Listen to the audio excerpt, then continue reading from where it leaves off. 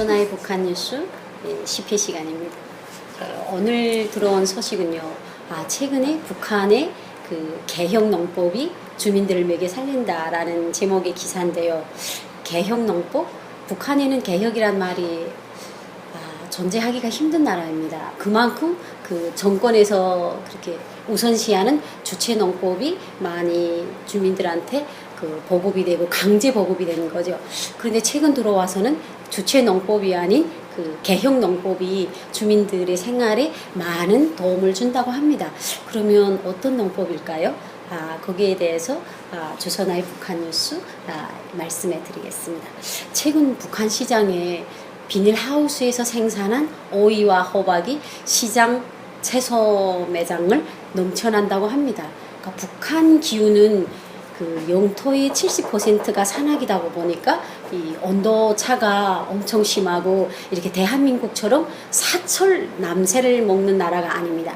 그 나라는 이제 그 계절이 돼야, 한마디로 북한에서 오이나 호박은 6월 말일 그쯤 돼야 나오는 그런 채소로 알고 있는데, 최근 들어와서는 주민들이 자체의 힘으로 그 만들어낸 그 생산한 채소들이 지금 시장에서 많이 넘쳐난다고 합니다.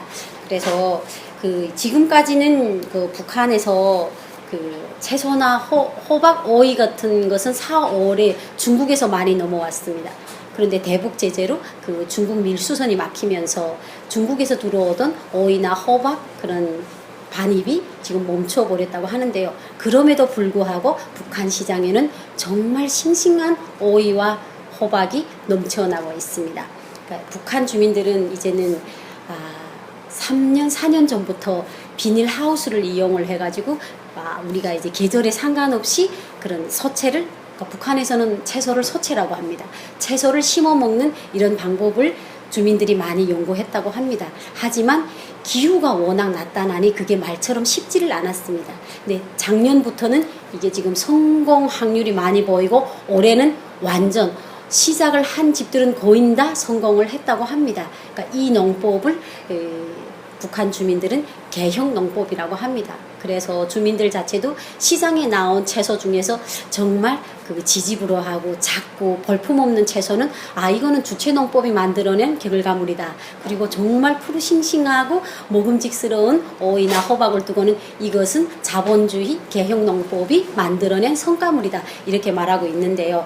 그럼 이 농법이 어떤 경로를 걸쳐서 북한 주민들이 성공을 했을까요? 우리는 이에 대한 대답을 우방국인 중국은 이모작을 하는 나라입니다. 때문에 그 중국하고 밀수를 많이 하는 주민들이 국경에 살다 보니까 이게 너희 나라 중국은 어떻게 겨울에도 오이나 호박을 먹냐? 그러니까 중국 사람들이 우리는 이게 비닐하우스에서 농사를 해서 가을 한밭에 겨울에 모를 심어서 얼구지 않는다. 그리고 봄에 그걸 다시 들게 되면 봄에도 남새를 먹을 수 있다. 그러니까 북한 주민들 자체도 이게 우리는 지금까지 위대한 김일성의 주체농법대로 하면 시금치는 5월 말일, 호박은 6월 이렇게 먹어야 된다고 생각하는데 그게 아닌 거예요. 이 세상에는 주체농법보다 더 좋은 농법이 있구나. 우리는 1년에 한 모작을 하는 줄 알았는데 2모작을 하는 거예요. 그것을 전수를 받아서 북한 주민들이 그걸 많이 이렇게 서로 그냥 전수를 하다 나니까 올해는 그것이 성공이 돼서 지금 현재 5월 초부터 오이와 호박이 시장에 많이 나오고 있다고 합니다. 이 결과만 놓고 봐도 위대한 김일성 주체농법은 주민들의 머리에서 사라져가고 현실적으로 낙후하다는 것을 현실로 보여준 개혁농법의 성과물입니다. 그리고 다음 뉴스는요. 한숨부터 나가네요. 모내기와 한공수. 그러니까 북한에는 이번에 7차 당대회를 끝내고 김정은이 전당 전국 전민이 모내기 전투에 떨쳐나서자 그냥 판박이 말을 그냥 수십 년째 이어오고 있는데요. 그럼 북한에서 모내기는 그냥 모내기가 아닙니다.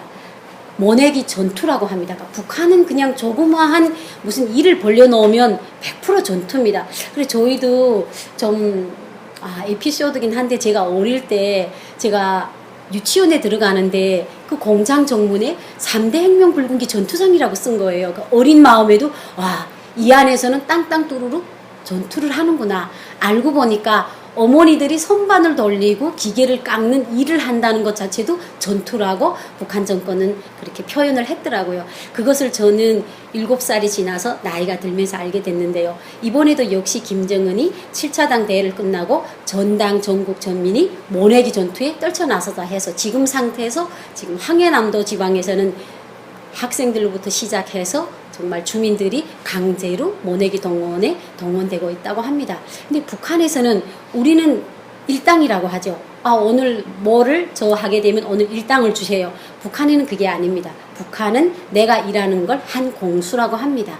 그러면 이게 결과물이 없는 겁니다. 우리나라에서는 일을 한 것에 대해서는 그만한 보수가 따릅니다.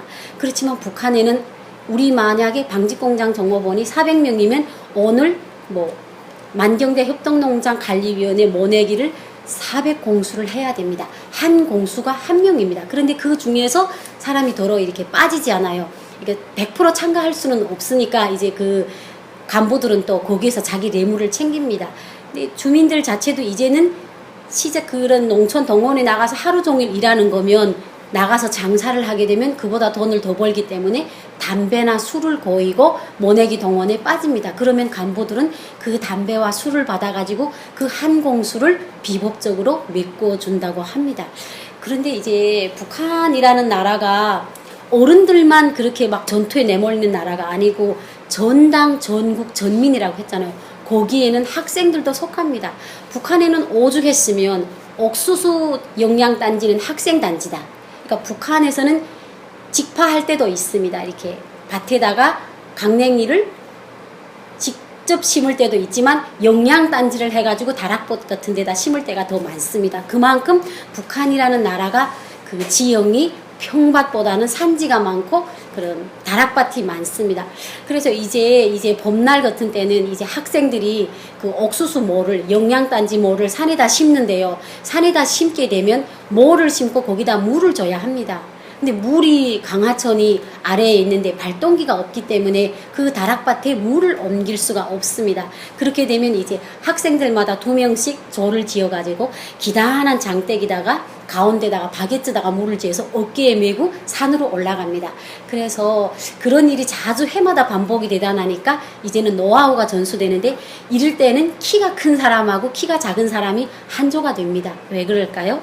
산을 올라가는 데는 경사지입니다. 그러면 앞에 선 사람이 키가 작아야 그 키가 작은 사람이 어깨와 뒤에 선 사람이 키가 큰 사람이 어깨가 직선이 됩니다. 이래서 북한에는 이제 막 김매기, 모내기, 모를 심을 때마다 그 물주기 작업이 조직되는데 그때는 키가 큰 사람하고 작은 사람이 한조가 돼서 산에 물을 올리고 있습니다.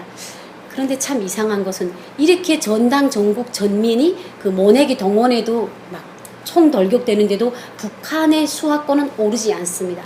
우리는 그 원인을 협동체계, 그러니까 협동체계는 모든 사람들이 다 종합적으로 일을 하기 때문에 내가 잘했는지 못했는지가 눈앞에 나타나지 않습니다. 그리고 또 중요한 것은 내가 암만 협동농장에서 일을 죽으라고 한다고 해도 나한테 오는 거는 쌀 한 톨도 없습니다. 보수가 없는 일에 누가 자기의 양심껏 주인이 돼서 일을 하겠습니까? 때문에 북한 주민들은 협동격리 이렇게 막 전당 전국 정민이 그런 단체적인 모내기 동원을 시키지 말고 차라리 이 땅을 주민들한테 골고루 나눠줬으면 아마 북한이 식량난을 많이 면했을 것이다.